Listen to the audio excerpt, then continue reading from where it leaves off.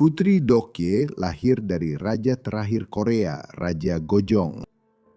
Namun ia kemudian dipaksa untuk pindah ke Jepang oleh otoritas Kekaisaran Jepang yang saat itu menguasai Korea.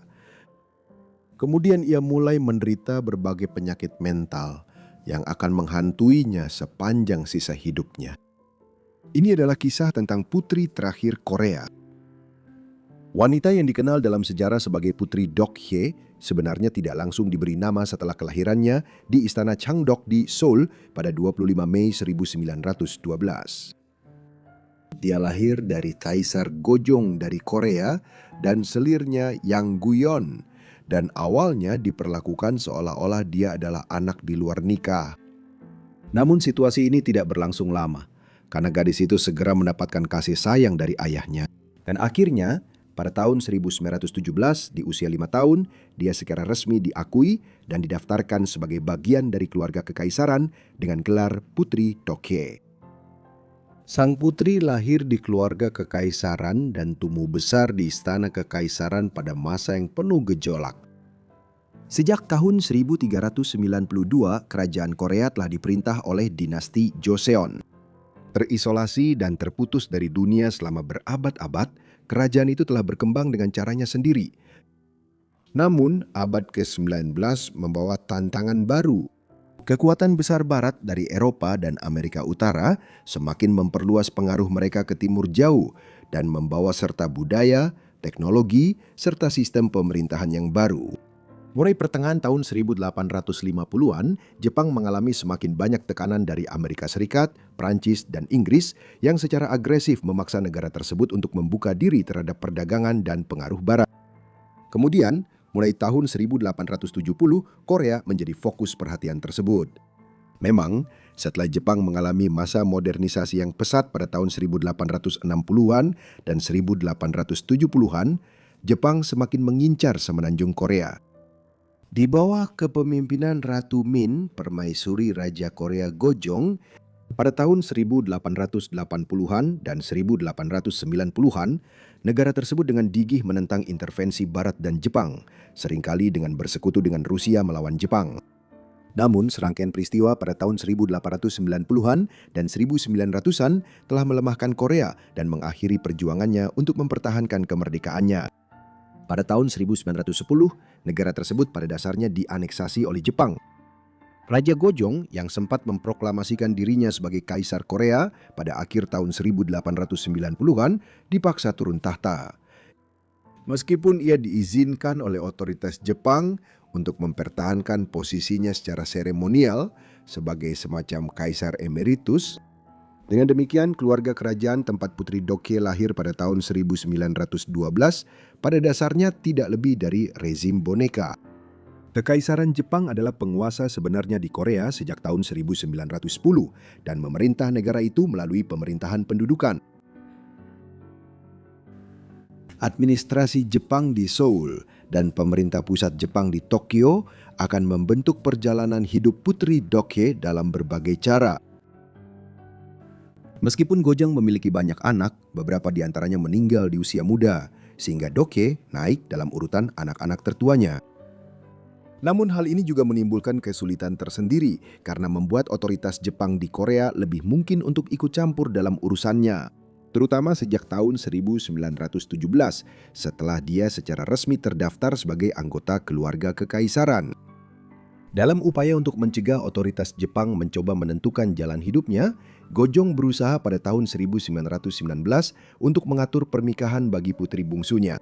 Sebelum itu, dia sudah mendirikan Daegu Palace Kindergarten untuk Dokye di Chokjang guna mencegahnya dikirim ke Jepang, seperti yang sudah dialami oleh saudara-saudara laki-lakinya.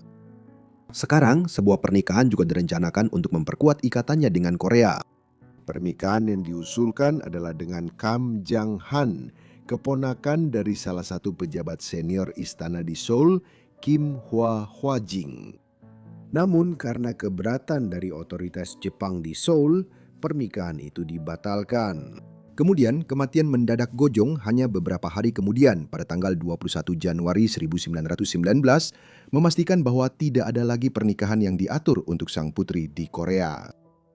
Gojong tidak sedang sakit pada saat itu, dan ada spekulasi bahwa ia telah diracuni oleh otoritas Jepang di Seoul, kemungkinan besar karena upayanya secara diam-diam untuk menikahkan putrinya dengan seorang tokoh terkemuka Korea. Teori ini tidak pernah dibantah, dan mungkin saja memang seperti itulah cara ia menemui ajalnya.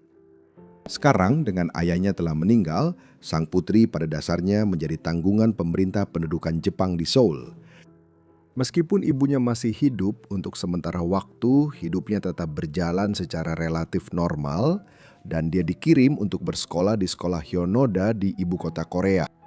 Namun hidupnya segera mengalami perubahan drastis pada pertengahan tahun 1920-an.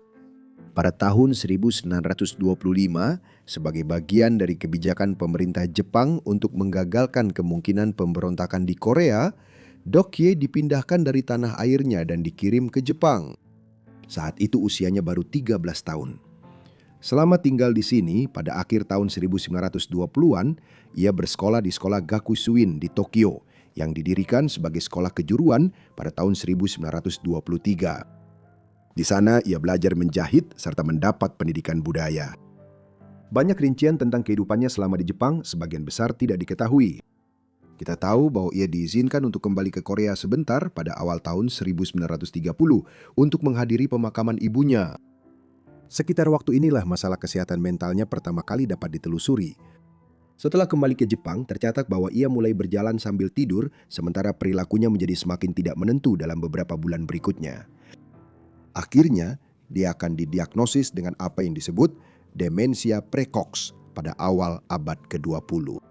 Ini adalah istilah medis yang sudah tidak digunakan lagi, yang pada saat itu umumnya diterapkan untuk segala jenis gangguan psikotik yang memburuk.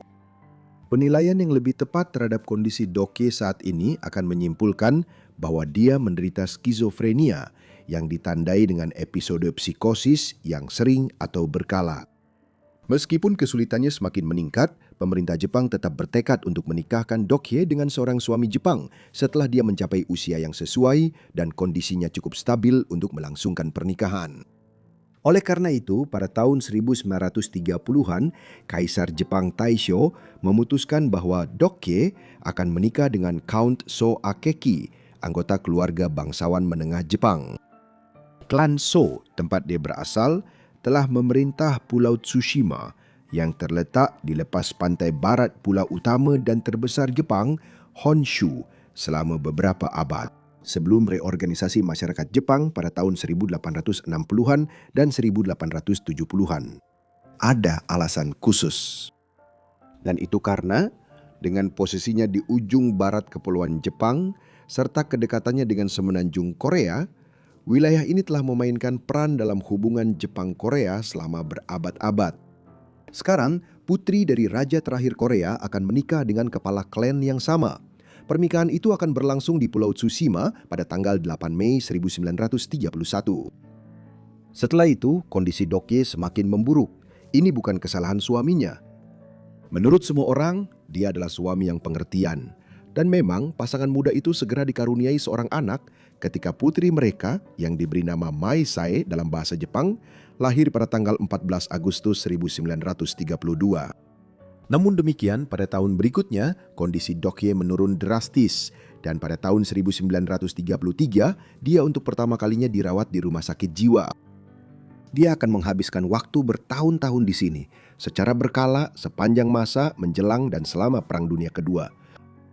Kita tahu sedikit tentang kehidupannya selama masa-masa ini, yang tidak mengherankan mengingat sifat tertutup dalam menangani gangguan kesehatan mental di masyarakat manapun pada paruh pertama abad ke-20.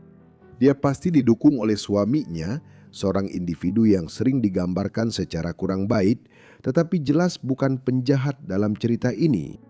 Dia, seperti halnya istrinya, telah dipaksa menikah dan harus bergulat dengan masalah keuangan keluarga serta kondisi istrinya selama tahun-tahun perang dan masa sulit yang mengikutinya.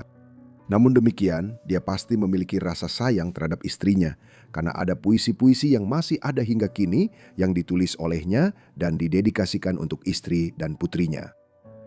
Meskipun telah berusaha sebaik mungkin, pernikahan itu tidak dapat dipertahankan, terutama setelah perang berakhir dan pemerintah kekaisaran yang telah memaksa mereka menikah pada tahun 1931 tidak lagi ada. Selain itu, Korea telah mencapai kemerdekaannya setelah perang berakhir. Akibatnya, pasangan tersebut bercerai pada tahun 1953. Namun, tragedi terbesar yang mereka hadapi terjadi 3 tahun kemudian, ketika putri mereka melarikan diri dari rumah, meninggalkan sebuah catatan yang tampak seperti surat bunuh diri. Dia tidak pernah terlihat lagi, dan diduga dia mengakhiri hidupnya sendiri. Setelah peristiwa traumatis ini, kondisi Dokye semakin memburuk. Mantan putri itu mungkin saja menghabiskan tahun-tahun terakhirnya terlupakan di sebuah rumah sakit jiwa di Jepang, jika bukan karena campur tangan beberapa pihak di Korea yang membantunya. Setelah Perang Korea yang berlangsung antara tahun 1950 dan 1953, negara itu terbagi menjadi dua, Korea Utara yang bersekutu dengan blok komunis Uni Soviet, dan Korea Selatan yang bersekutu dengan blok kapitalis yang dipimpin oleh Amerika Serikat. Namun, meskipun Korea Utara umumnya terkenal dengan kediktatorannya yang brutal, Korea Selatan juga selama bertahun-tahun sempat condong ke otoritarianisme, terutama di bawah pemerintahan panjang Syngman Rhee dari tahun 1948 hingga 1960. Dalam kondisi seperti itu, ada kecurigaan yang melekat terhadap keluarga kerajaan lama, dan kembalinya Dokye ke Korea pun ditentang. Namun pada awal 1960-an, situasinya menjadi lebih menguntungkan, dan pada tahun 1962, Putri Dorokai diberikan izin untuk kembali ke tanah airnya. Dia menangis ketika melihat daratan Korea untuk pertama kalinya dalam 32 tahun. Sang putri menghabiskan sisa hidupnya tinggal di rumah masa kecilnya di Istana Changdok di Seoul, yang telah dijadikan kembali sebagai tempat tinggal bagi anggota keluarga dinasti Joseon yang masih hidup. Di sini, dia dan iparnya Yi Bangja bersama dengan keponakan tirinya yang juga cucu dari Gojong dan secara teori merupakan kepala terakhir dinasti Joseon, tinggal dengan tunjangan dari pemerintah Korea. Namun, bahkan saat itu pun masalah Dokye belum mereda. Dia secara berkala dirawat di Seoul National University Hospital untuk mendapatkan bantuan atas gangguan kejiwaannya pada tahun-tahun setelah kepulangannya ke Korea. Namun demikian, dia tetap hidup hampir 3 dekade hingga akhirnya meninggal pada tanggal 21 April 1989. Dia tampaknya menderita afasia, sebuah kondisi yang disebabkan oleh kerusakan otak dan membuat penderitanya kehilangan kemampuan untuk memahami bahasa. Artinya, dia tidak bisa berbicara dengan orang lain atau memahami apa yang dikatakan kepadanya. Pada saat itu, dia telah hidup lebih lama dari semua saudara tiri laki-laki dan perempuan tirinya. Tapi itu adalah kehidupan yang sulit, yang sudah terganggu sejak awal oleh situasi politik tempat dia dilahirkan, dan dari trauma itu sepertinya dia tidak pernah benar-benar pulih. Hari ini, sebuah monumen berdiri di Pulau Tsushima memperingati pernikahannya dengan suaminya, Count So, pada tahun 1931. Kehidupan Dokye telah menjadi subjek dari sejumlah buku, drama, dan film. Yang paling terkenal adalah The Last Princess, sebuah film Korea yang dirilis dan mendapat pujian kritis pada tahun 2016. Dan yang berfokus pada kehidupannya di Jepang, serta usahanya untuk kembali ke Korea. Terima kasih telah menonton. Episode hari ini dinarasikan oleh Mortis Media, dan jika Anda tertarik dengan cerita-cerita menakutkan, kemungkinan akan ada tautan di deskripsi untuk mendengarkan lebih lanjut. Tapi untuk sekarang, tetaplah aman dan sampai jumpa di episode Forgotten Lives berikutnya.